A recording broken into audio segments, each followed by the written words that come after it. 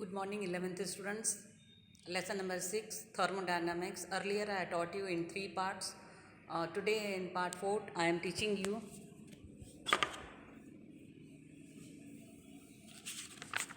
Already I told you in application this 6.21 work is omitted. I am starting with the application 6.22 entropy H.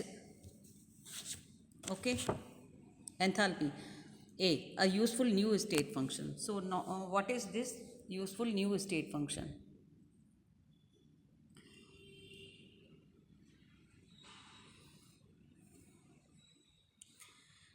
Heat absorbed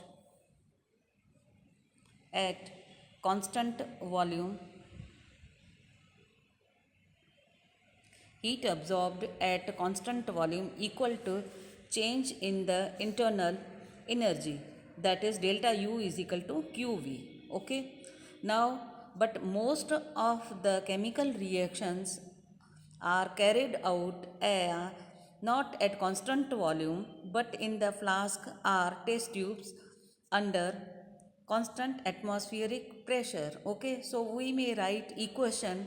See, 6.1 I taught you delta U is equal to Q plus W, and I taught you 4 terms: heat, positive, negative, work is done by the system or on the system. These 4 I earlier taught you. Okay, so this is the relation in 6.1. Starting of this equation is delta U is equal to Q plus W. Now in this way we may write delta U is equal to at constant pressure QP minus P delta V. Okay, so what is this QP? Delta U is equal to QV. Instead of this we will say QP minus, so where QP is, now QP is positive. Okay, so positive means heat is absorbed by the system, earlier I said you, and minus means P delta V means represents expansion work done by the system. So if the value is minus, work is done by the system, and QP means heat absorbed, endothermic reaction. Now we will consider the 2 stages, that is for initial state I am telling you 1, final state 2. So delta U is equal to QP minus P delta V. This is okay. Instead of this we can write delta U means UT minus U1 change. QP is same, minus P delta V means V2 minus V1. Delta, always you are knowing, no, delta U is equal to UT minus U1, delta V is equal to V2 minus V1. So here I am keeping QP, UT minus U1, PV2 will come here. See, UT minus U1 is equal to QP minus P V2 minus V1. I have to represent in QP, so I am keeping QP here, UT minus U1 plus P V2 minus V1 come to this side. Okay, so I am opening this UT minus U1 plus PV2 minus PV1. So U2 and PV2 we will write that. Okay, so minus I will open here, minus is common, U1 minus PV1. So this is final equation. This equation is 6.6.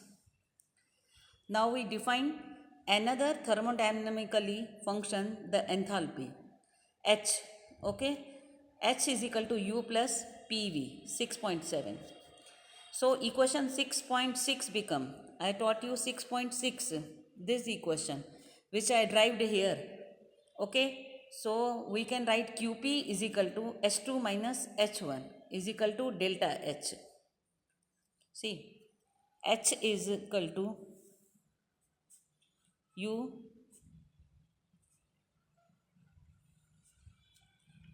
delta H is equal to H2 minus H1 is equal to delta H, QP. So here I derived QP. So instead of this we can write H2 and minus we can write H1, because H2 is equal to U2 plus U plus PV. So in two stages I can write instead of this H2 minus H1. Okay, so this is called delta H. So QP is equal to delta H. Although function Q is path independent function, H is a state function because it depends on U, P and V, all of which are state functions. So delta H is independent of path. So QP is also independent of path. We can write 6.7 equation. This 6-point enthalpy terms, I can write delta H is equal to delta U plus delta PV. Okay, since P is a state function, since P is constant here, we can write delta H is equal to delta U plus P delta V. This is equation 6.8. Okay. Again I am repeating. See, delta H is equal to H2 minus H1. Instead of H2 we can write U2 plus PV2. So we can write delta U plus P delta V. When heat is absorbed by the system at constant pressure, actually we are measuring change in enthalpy. Change in enthalpy. So delta H is equal to QP, heat absorbed by the system at constant pressure. Delta H is equal to negative, earlier as I told you for Q, negative for exothermic reactions which evolve, heat is liberated during the reaction.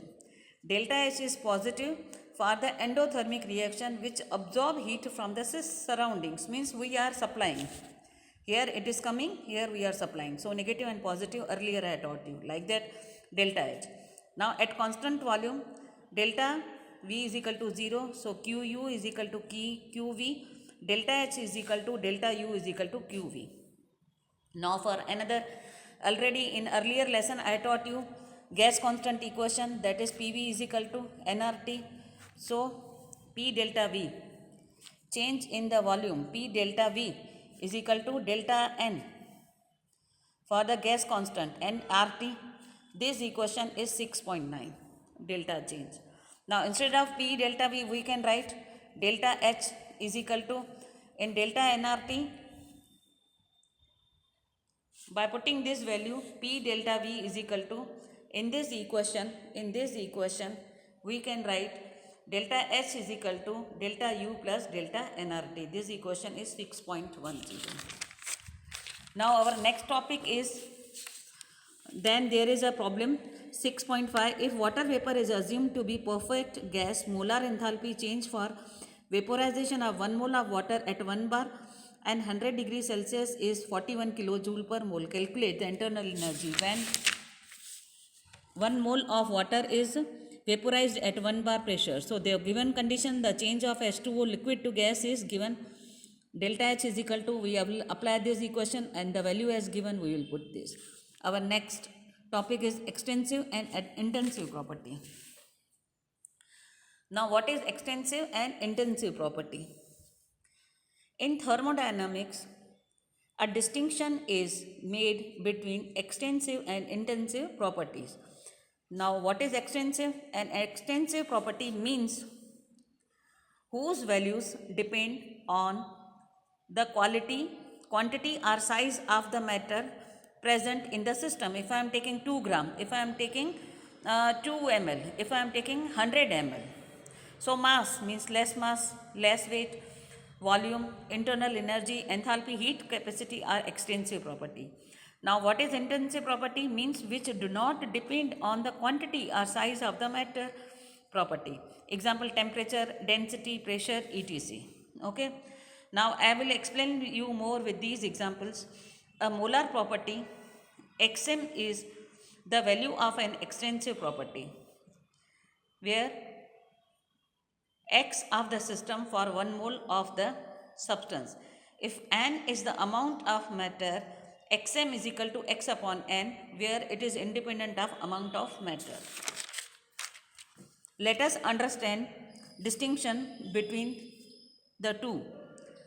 a gas enclosed in a container of volume V and temperature T as shown in 6.6 a gas at volume and temperature. Here we are keeping.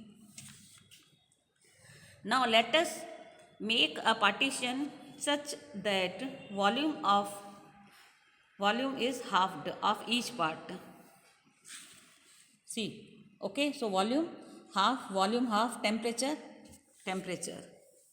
Now we will measure that now has one half of the original volume V upon 2, but the temperature will still remain the same, that is temperature. It is clear that volume is extensive property and T is an intensive property.